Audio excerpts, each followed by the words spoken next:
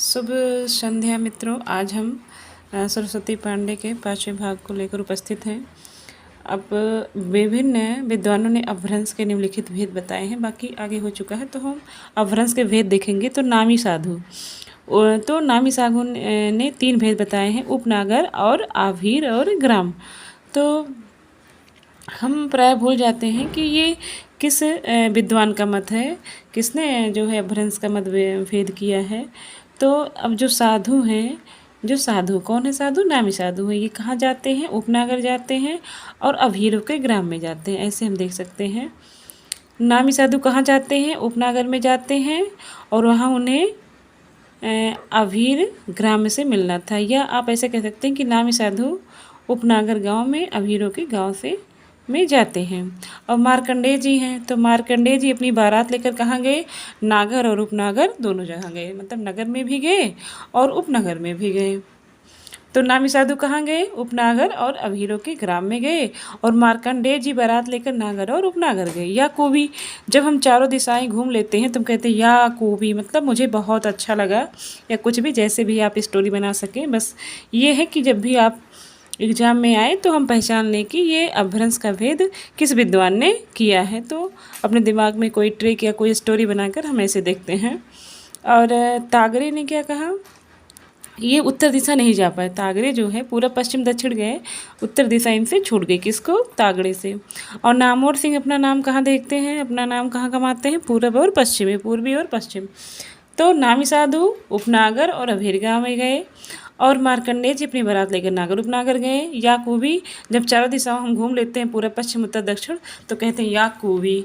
और तागड़े दी कहाँ गए, ये पूरा पश्चिम दक्षिण गए और उत्तर नहीं जा पाए, मतलब इनके अगर तागड़े का रहेगा तो उत्तर दिशा नहीं रहेगी, बाकी तीनों दिशाएं रहेगी। और नामवर सिंह अपना नाम कहाँ फैलाते हैं, पूर्व और पश्चिम दिशा में। डॉक्टर सुनीत कुमार चटर्जी ने अपभ्रंश को भारतीय आर्य भाषा के विकास की एक स्थिति माना है। इनके अनुसार 6वीं से 11वीं सदी का प्रत्येक प्राकृत का अपना अपभ्रंश रूप रहा होगा। जैसे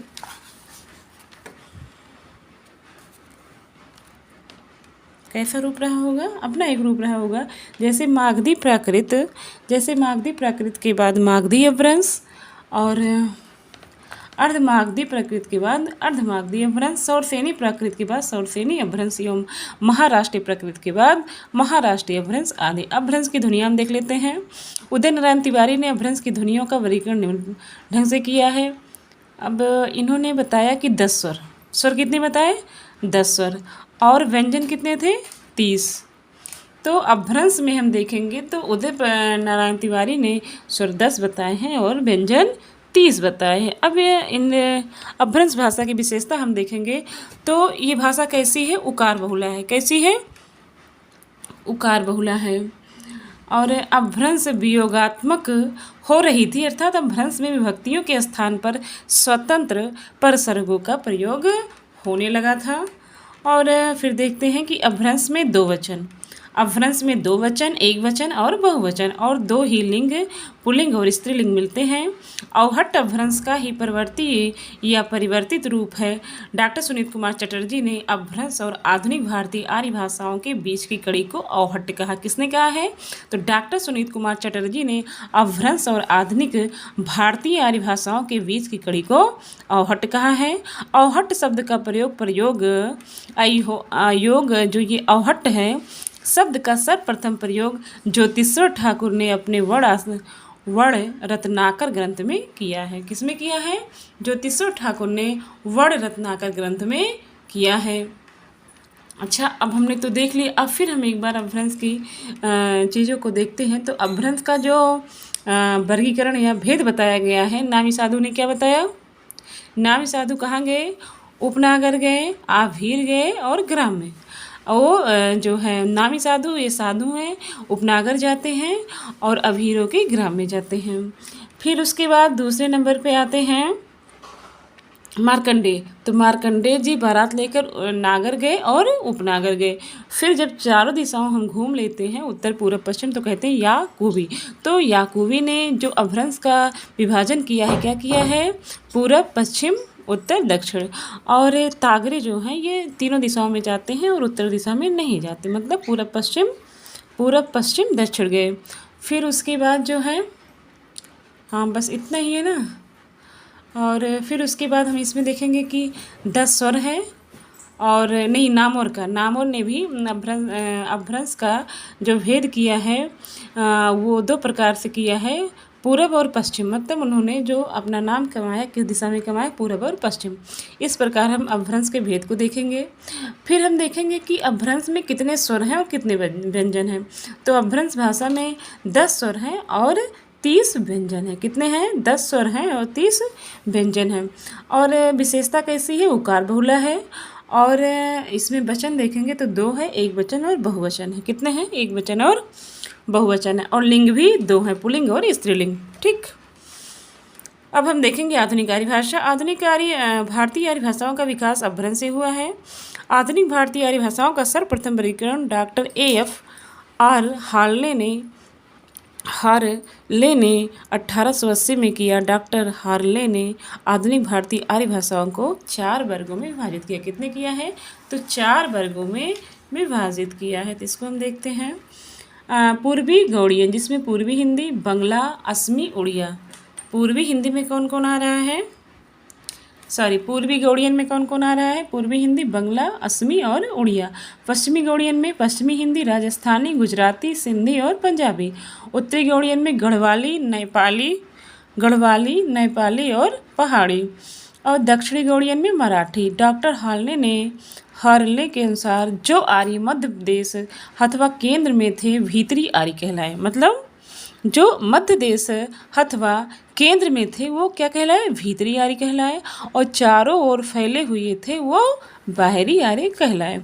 अब ग्रियर्सन जो है बड़े फेमस हैं, इनको देखेंगे तो डॉक्टर ग्रियर्सन ने लिंग्विस्टिक सर्वे ऑफ इंडिया, उनकी बुक का नाम है लिंग्विस्टिक सर्वे ऑफ इंडिया, भाग 1 में तथा bulletin of the school of oriental studies London institution भाग 1 खंड 3 1920 अपना पहला वर्गीकरण निम्नलिखित ढंग से प्रस्तुत किया है। अब देखते हैं इसमें। बाहरी उपकरण में इन्होंने उत्तरी पश्चिमी समुदाय, लहदा, सिंधी और दक्षिणी समुदाय में मराठी रखा है। बाहरी उपकरण में हम जो ग्रियर्सन की पुस्तक है लिंग्विस्टिक सर्वे ऑफ इंडिया में इन्होंने क्या किया है कि बाहरी उपशाखा में उत्तरी पश्चिम समुदाय, लहदा और सिंधी को रखा है, और दक्षिण समुदाय में मराठी को रखा है। पूर्वी समुदाय में उड़िया, बिहारी, बंगला और असमिया को रखा है। और मध्य उपशाखा में मध्यवर्ती समुदाय, पूर्वी हिंदी।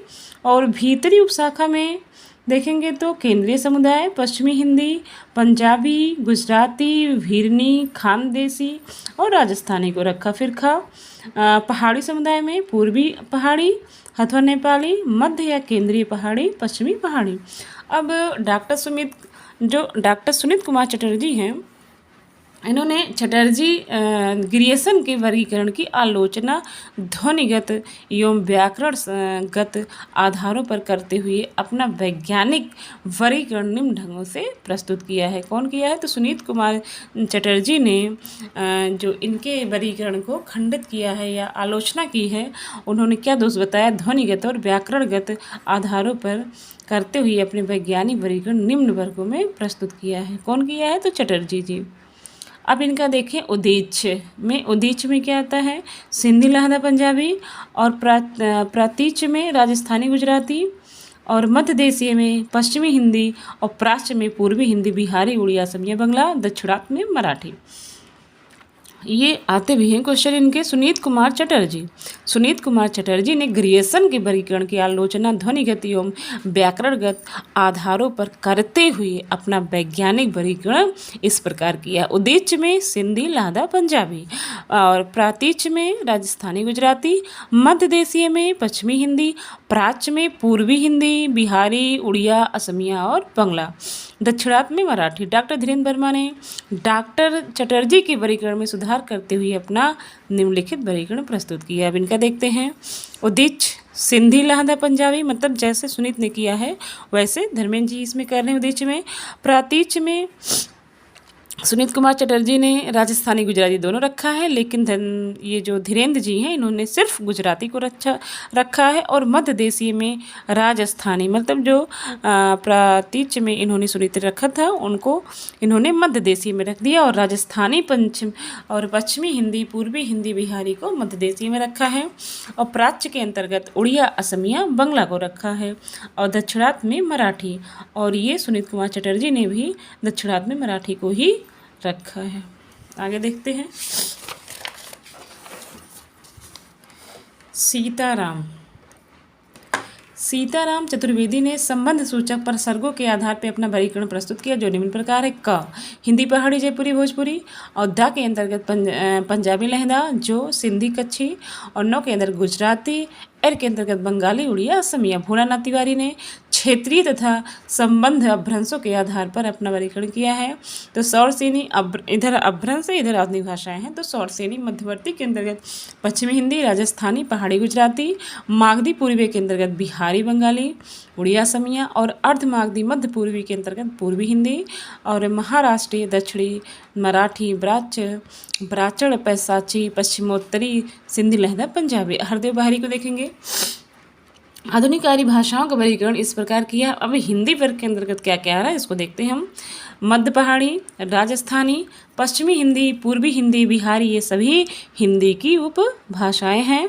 और हिंदीतर मतलब हिंदी प्रदेश वर्ग में क्या है, उत्तरी में नेपाली है, और पश्चिमी में पंजाबी, सिंधी और गुजराती है। दक्षिणी में सिंघली, मराठी, पूर्वी में उड़िया, बंगला, असमिया। अब प्रमुख आधुनिक भारतीय आर्य भाषाओं की जो विशेषता है उनको देखेंगे। सिंधी शब्द का संबंध संस्कृत सिंधु से है। सिंधु देश में सिंधु नदी की दोनों किनारों पर सिंधी भाषा बोली जाती है। अब सिंध की मुख्यतः 5 बोलियाँ कौन सी है? बिचौली। ये प्राय पूछ ही लेता है कि सिंधी की बोलियाँ बताइए, तो पूछेगा इस ऑप्शन में कौन सा नहीं है। तो अब कौन हम देख लेते हैं। बिचौली, सिराइकी, थरेली, लासी, लाड़ी। सिंधी की अपनी लिपि का नाम लंडा है, किंतु ये गुरुमुखी तथा फारसी लिपि में भी लिखी जाती। मतलब जो सिंधी की मुख्यतः अपनी लिपि है वो लंडा है, किंतु ये गुरुमुखी और फारसी लिपि में भी लिखी जाती है। लहंदा का शब्दगत अर्थ है पश्चिमी। लहंदा का शब्दगत अर्थ है क्या? पश्चिमी। इसकी अन्य नाम पश्चिमी पंजाबी, हिंदकी, जटकी, मुल्तानी, चिभाली, पोठवारी आदि हैं। लहंदा की भी सिंधी की भांति अपनी लिपि लंडा है, जो कश्मीर में प्रचलित शारदा लिपि की एक उपशाखा है। क्या है? उपशाखा है।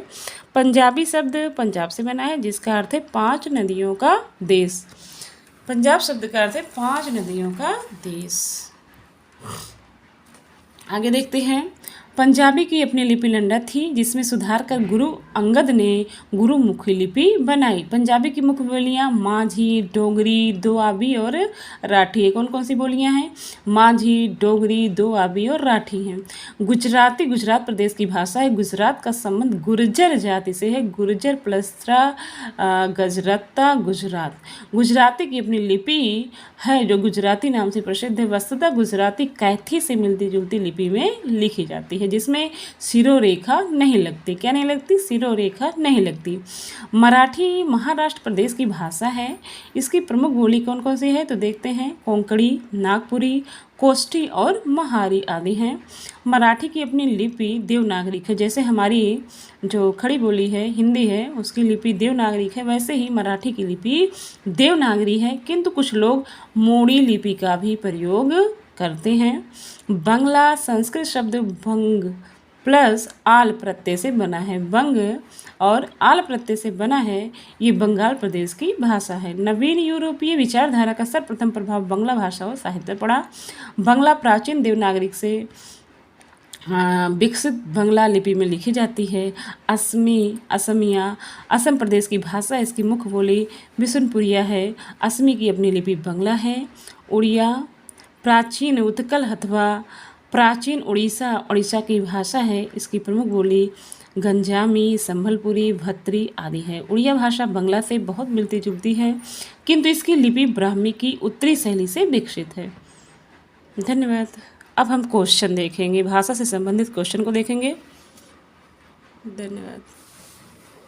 हिंदी व्युत्पत्ति और अर्थ भी हम देख लेते हैं, तब क्वेश्चन पूरा भाषा होने पर ही क्वेश्चन देखते हैं। तो हिंदी शब्द की व्युत्पत्ति के संबंध में मत प्रचलित हैं। परंपरावादी संस्कृत पंडितों के अनुसार हिंदी हिन मतलब नष्ट करना, टा मतलब दुष्ट, अर्थात हिंदू का अर्थ है जो दुष्टों का विनाश करे। शब्द कल्पद्रुम के अनुसार हिंदू शब्द हीन दुष धन डू से बना है, जिसका अर्थ है हीनों को दूषित करने वाला, हीन दूषयति। ये दोनों मत कल्पना प्रसूत हैं। डॉक्टर भोलानाथ तिवारी के अनुसार हिंदू शब्द का प्राचीनतम प्रयोग 7वीं सदी के अंतिम चरण के ग्रंथ निशीथ चूड़ी में प्रथम बार मिला है। सिंधु शब्द फारसी है, जो संस्कृत शब्द सिंधु का फारसी रूपांतरण है।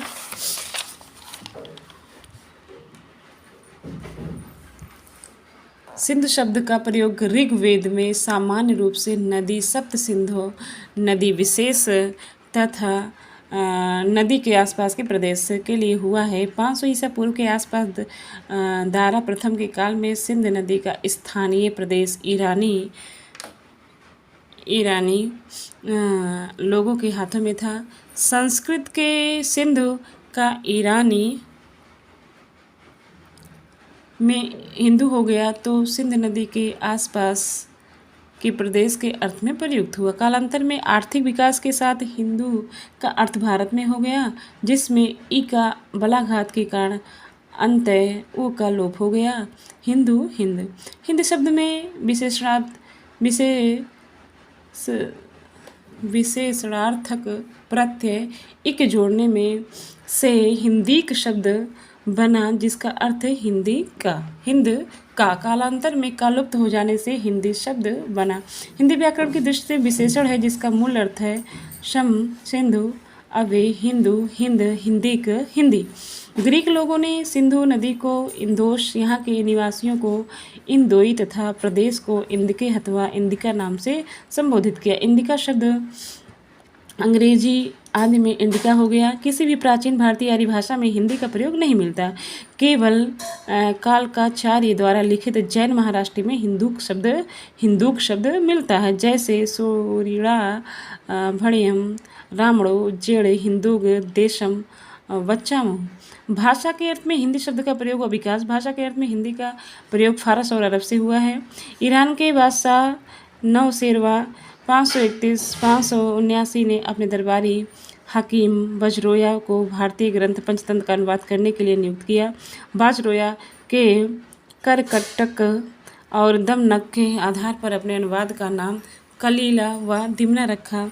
कलीला व दिमना की भूमिका नौशेरवा के मंत्री बूचर्च मिहिर ने लिखी। भूमिका में कहा गया कि यह अनुवाद ज़बानी हिंदी से लिया गया है, ज़बानी हिंदी से किया गया है। अरबी फारसी में ज़बानी हिंदी शब्द का प्रयोग संभवतः भारत की समस्त भाषाओं संस्कृत, पाली, प्राकृत अपभ्रंश के लिए मिलता है। भाषा के फारसी कवि औफी ने सर्वप्रथम सन 1228 में हिंदवी शब्द का प्रयोग समस्त भारतीय भाषाओं के लिए न करके भारत की संभवतः मध्य प्रदेश की देसी भाषाओं के लिए किया। तैमूर लंग के पोते अशरफुद्दीन यजदी ने सन 1424 में अपने ग्रंथ जफरनामा में विदेशों में हिंदी भाषा के अर्थ में हिंदी शब्द का प्रयोग किया। डॉक्टर धीरेन्द्र वर्मा द्वारा संपादित हिंदी साहित्य कोश भाग 1 के अनुसार 13 से 14वीं सदी में देशी भाषा को हिंदी या हिंदकी का हिंदुई नाम देने में अफजुल हशम या अमीर खुसरो का नाम सबसे अधिक महत्वपूर्ण है। डॉक्टर भोलानाथ तिवारी और उदय नारायण तिवारी ने भाषा के अर्थ में खुसरो द्वारा प्रयुक्त हिंदी को संदिग्ध माना है। उक्त दोनों विद्वानों ने हिंदी शब्द के प्रयोग को भारतीय मुसलमान के अर्थ में रेखांकित किया है। डॉक्टर भोलानाथ तिवारी ने लिखा है, खुसरो का मध्य देशी भाषा के लिए यह हिंदवी शब्द वस्तुतः हिंदवी या हिंदी प्लस ई अर्थात हिंदुओं की भाषा हिंदवी शब्द के प्रयोग के कुछ दिन बाद हिंदी अर्थात भारतीय मुसलमानों की भाषा के लिए कदाचित हिंदी शब्द चल पड़ा। हिंदी कवि नूर मोहम्मद ने लिखा है, हिंदू मक पर पाँव न राखो का जो बहुते हिंदी वाखो। 18वीं सदी तक हिंदी मुसलमानों की भाषा न रहकर हिंदुओं के पास की ओर झुक रहा था। 19वीं सदी मध्य के पूर्व तक हिंदी का प्रयोग उर्दू या रेखता के समानार्थी रूप में चल रहा था। उर्दू मूलतः तुर्की शब्द है जिसका अर्थ है शाही शिविर या खेमा। मतलब उर्दू शब्द है जो है वो तुर्की शब्द है जिसका अर्थ है शाही या खेमा। डॉक्टर ग्राहम बेल तथा डॉक्टर ताराचंद आदि का कहना है कि उर्दू भाषा के निश्चित अर्थ में सबसे पुराना प्रयोग मुसहफ़ी में मिलता है। खुदा रखे जवां हमने सुनी है मीर वो मिर्ज़ा की, कहे किस मुँह से हम मुसहफ़ी उर्दू हमारी है। प्रोफेसर आज़ाद ने आबे हयात में ब्रज भाषा से उर्दू का जन्म माना है। किसने माना है? तो प्रोफेसर आज़ाद ने आबे हयात में ब्रज भाषा से उर्दू का जन्म माना है। किससे माना है? ब्रज भाषा से। रेखता का फारसी में अर्थ गिरा हुआ या गिरा कर बनाया हुआ ढेर है। भारत में रेखता शब्द का प्रयोग पहले छंद और संगीत के रूप में क्षेत्र में हुआ। रेखता नाम 18वीं सदी के प्रारंभ होकर लगभग 19वीं सदी के मध्य तक उर्दू के लिए चलता रहा। हिंदी का नवीन अर्थ में लिखित प्रयोग सर्वप्रथम कैप्टन टेलर ने सन 1812 ईस्वी में कोर्ट विलियम कॉलेज के वार्षिक विवरण में किया। वर्तमान में हिंदी शब्द मुख्यतः 3 अर्थों में प्रयुक्त हो रहा है। और फिर देखते हैं कि हिंदी साहित्य के इतिहास ग्रंथों में हिंदी का अर्थ है हरियाणा, हिमाचल प्रदेश, अरुणाचल, उत्तराखंड, दिल्ली, राजस्थान, यूपी, मध्य प्रदेश और बिहार की भाषा। इस पूरे देश को हिंदी प्रदेश कहते हैं। वर्तमान भारतीय साहित्य में हिंदी शब्द भारतीय संघ के राजभाषा संघ की राजभाषा देवनागरी लिपि में हिंदी होगी। भारतीय संविधान अनुच्छेद 343 तथा राष्ट्रभाषा के नाम का घोतक है। अब हम हिंदी की बोलियां देखेंगे जिसमें जो है 5 उपभाषा और 18 बोलियां हैं। तो अपभ्रंश पहले देखेंगे। अपभ्रंश कौन कौन सा है? तो सौरसेनी अपभ्रंश है, अर्धमागधी है और मागधी है। कौन कौन से हैं? सौरसेनी अपभ्रंश, अर्धमागधी और मागधी। तो सौरसेनी अपभ्रंश के अंतर्गत क्या आ रहे हैं? तो सौरसेनी अपभ्रंश से क्या निकला है? पश्चिमी हिंदी, राजस्थानी हिंदी और पहाड़ी हिंदी। तो ऐसे मैंने एक ट्रिक बनाई थी, एक पापा का सौर राजस्थान में फैला। तो सौरसेनी अपभ्रंश से किस किस का विकास हुआ है? पश्चिमी हिंदी, राजस्थानी हिंदी और पहाड़ी हिंदी। पापा का सौर राजस्थान में फैला मतलब सौरसेनी हो गया और पापा मतलब पश्चिमी हिंदी और पहाड़ी हिंदी हो गया और राजस्थान में सौर फैला। तो पश्चिमी हिंदी में आता है कुछ आकार बहुला हैं, कुछ ओकार बहुला हैं। तो कौरवी, हरिवाड़ी या बांगरू या दक्खनी और ओकार बहुला में ब्रज भाषा, ब्रज बुंदेली कन्नौजी ये ओकार बहुला हैं। और राजस्थानी हिंदी कैसा है? तो टकार वर्ग बहुला है। मारवाड़ी, जयपुरी या ढुराड़ी बोलते हैं, मेवाती और मालवी। तो राजस्थानी के अंतर्गत कौन आते हैं? तो एक इसको भी हमने एक स्टोरी बनाई थी कि मामा जयपुर से मेवा लाते हैं। मामा जयपुर से मेवा लाते हैं। तो मामा मतलब मारवाड़ी और मालवी हो गया और मेवा लाते हैं तो मेवाती हो गया जयपुर से और जयपुर हो गया। ठीक, ये कैसा है? तो टकार बहुला है। और फिर पहाड़ी हिंदी में कुमाऊनी और गढ़वाली आते हैं। और अर्धमागधी से पूर्वी हिंदी का जन्म है अवधी बघेली छत्तीसगढ़ी। पूर्वी हिंदी कैसी है? अवधी बघेली छत्तीसगढ़ी। आधे पूरब में बसे और 36 लोग अवधी बघेली में बसे। ऐसे भी कर सकते हैं कि आधे पूरब में बसे अवधी बघेली और 36 लोग अवधी बघेली में बसे। कुछ भी आप बना सकते हैं, ट्रिक बस ये है कि हमको याद हो जाए। अर्धमागधी से क्या निकला है? पूर्वी हिंदी के अंतर्गत आते हैं अवधी बघेली छत्तीसगढ़ी। और मागधी से बिहारी हिंदी है भोजपुरी मगही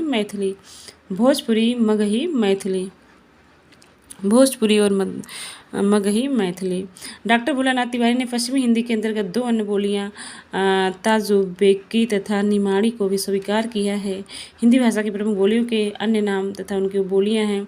तो ये चीज़ें पूछी जाती है नेट JRF में, तो हम इसको देखेंगे ध्यान से कि हरियाणी का अन्य नाम क्या है? बांगरू और देशवाली। बांगरू और देशवाली किसका नाम है? तो हरियाणी का है। और इसकी बोली जाटू या चमरवा। इसकी बोली क्या क्या है? जाटू और चमरवा है। हम देख रहे हैं कि बोली क्या है? हरियाणी। और बोली क्या है? बांगरू देव बोली है, बांगरू या देश बोली है और वो बोली जाटू या चमरवा है। आगे हम देखेंगे ब्रज भाषा का अंतर्वेदी उपनाम है और इसकी बोली है भुक्शा, जाटोवादी, डांगी। और बुंदेली की भाषा बुंदेलखंडी है। पावरी, बनाफरी, लोधांती, निभट्टा। अवधी बुंदेली की बुंदेलखंडी, पावरी, बनाफरी, लोधांती, निभट्टा। अवधी का कौशली, बैसवाड़ी, जुलाहा। और इनकी बोली है जुलाहा, गहोरा, जूडर। अवधी की बोली है, अवधी का उपनाम मतलब अन्य नाम है कौशली, बैसवाड़ी। और वो बोली है जुलाहा, गहोरा, जूडर। कौरवी की अन्य नाम क्या है? कौरवी का खड़ी बोली छत्तीसगढ़ी का खलटाही और लरिया है। बघेली का रिवाई। और बोली है निभट्टा। क्या है? निभट्टा। और डिंगल का जो है वो अन्य नाम भाट भाषा है। और पिंगल का नाग भाषा। अब बोलियों के नाम करता कौन कौन से देखिए। कौरवी राहुल संस्कृतायन, कौरे से मतलब जैसे हाथ से बच्चों को खिलाया जाता है वैसे कौरे से खाते हैं। और ब्रज बोली ईश्वर की बोली, जैसे ईश्वर की भाषा जो कृष्ण भगवान है उनकी जितनी भी रचनाएं हुई हैं ब्रज भाषा में हुई। तो ईश्वर कैसे बोलते हैं? ब्रज भाषा में बोलते हैं। और राजस्थानी राजस्थानी राजगिरा मतलब गिरिएशन कहाँ गिरे? राजस्थान में। और डिंगल बाकीदास मतलब जो डिंगल मतलब बोलते हैं ना, डिंगल बाक रहे हो, डिंगल हाक रहे हो, वैसे डिंगल बाकीदास। और बिहारी का भी ग्रिएशन है, बिहारी के भी ग्रिएशन है। और राजस्थानी, तो राजस्थानी बिहारी गिरे कहाँ गिरे? ग्रिएशन के पास। राजस्थानी बिहारी ग्रिएशन के पास गिरे। और भोजपुरी लोग रेमंड के सूट पहनते हैं। और मैथिली है वो कोलब्रुक है। मैथिली के कौन नामकरण करता है? कोलब्रुक। तो इस तरह आप देख सकते हैं। और यह प्रमुख बोलियों का क्षेत्र भी देख लें। ओकार बहुला ब्रज भाषा है, जैसे मथुरा, आगरा, अलीगढ़, बरेली, बदायूं, एटा, मैनपुरी, गुड़गांव, भरतपुर, करौली। मतलब जो बेल्ट है, इधर का बेल्ट है वो सारे ब्रज भाषा के हैं। और बुंदेली उत्तर प्रदेश, झांसी, उरई, जालौन, हमीरपुर मध्य प्रदेश में, सागर, ओरछा, दतिया, होशंगाबाद, ये यहाँ बुंदेली बोली जाती है। कन्नौजी हम देखते हैं इटावा, फर्रुखाबाद, हरदोई, पीलीभीत, शाहजहाँपुर, कानपुर। मारवाड़ी, जोधपुर, अजमेर, किशनगढ़, जैसलमेर, कुमायूनी कहाँ बोली जाती है? नैनीताल, अल्मोड़ा और पिथौरागढ़। और गढ़वाली कहाँ बोली जाती है? टिहरी, गढ़वाल, चमौली, उत्तरकाशी। और मालवी, उज्जैन, प्रतापगढ़, रतलाम, इंदौर और देवास। और इधर हम देखते हैं आकार बहुला क्या है? कौरवी, बिजनौर, रामपुर, मुरादाबाद, मेरठ, मुजफ्फरनगर और सहारनपुर, दिल्ली, गाजियाबाद। फिर देख लें दक्षिणी हिंदी में क्या क्या है। दक्षिणी हिंदी में दक्षिणी भारत, बीजापुर, गोलकुंडा, अहमदनगर, हैदराबाद। उदासीन आकार देखेंगे हम। उदासीन आकार बहुला अवधि में अयोध्या आएगा, लखीमपुर खीरी, बहराइच, गोंडा, बाराबंकी, लखनऊ, सीतापुर, उन्नाव, फैजाबाद, सुल्तानपुर, रायबरेली, इलाहाबाद, जौनपुर, मिर्ज़ापुर, प्रतापगढ़। यहाँ जो है अवधि बोली है। बघेली, रीवा, जबलपुर, मंडला, मिर्ज़ापुर। इकार बहुला भोजपुरी, भोजपुर, शाहाबाद, छपरा, चंपारण, गोरखपुर, देवरिया, गाजीपुर, बलिया, बनारस। यहाँ भोजपुरी बोली जाती है। और हिंदी की 4 महत्वपूर्ण बोलियों की प्रमुख विशेषताएं हम देखेंगे। अब देखो शॉर्ट सेनी, ये अर्धमागधी से है। तो अवधि शॉर्ट सेनी। पहले हम इधर ब्रज भाषा का देखेंगे। तो ब्रज भाषा में क्या है? ब्रज भाषा कैसी है? तो शॉर्ट सेनी से निकली है। पश्चिमी हिंदी है, ओकार बहुला है, अति ह्रस्व है। इसमें स्वर कैसा है? अति ह्रस्व है, दीर्घ है। औड़ा में कुरा को ना बोला जाता है, डा को रा, शा को इसमें छोटा सा ही फेमस है। या वा यथावत रहते हैं। ए और मूल स्वर हैं। आ विवृत ध्वनि है। अवधि में देखेंगे अर्धमागधी, पूर्वी हिंदी, अर्धमागधी से निकला है और पूर्वी हिंदी। और ये अकार बहुला है, अति ह्रस्व स्वर, इसमें ह्रस्व स्वर मिलते हैं। व्यंजनात् बोली है, ड़ा के बदले ना लिखे जाते हैं, शा के बदले छोटा सा ही है इसमें, ला के बदले रा, या वा के बदले जा उ का प्रयोग होता है। ए औ के बदले आई औ। आ समृद्ध ध्वनि है, जैसे बोलते हैं आई लावा, औ कहाँ गए।